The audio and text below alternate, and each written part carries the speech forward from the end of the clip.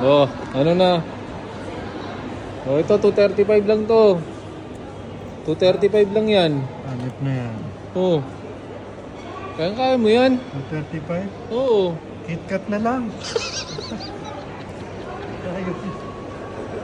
Di ba pwede KitKat na lang? Wala, Pachi ang hinihingi sa'yo ito. Pachi ang ibigay mo. Hindi pwede yan ba? Sakit ba sa ulo? Ano ba meron dito? Sarap yan. Tingnan mo. Ayan, tingnan mo. Sarap yan. Worth it naman yan.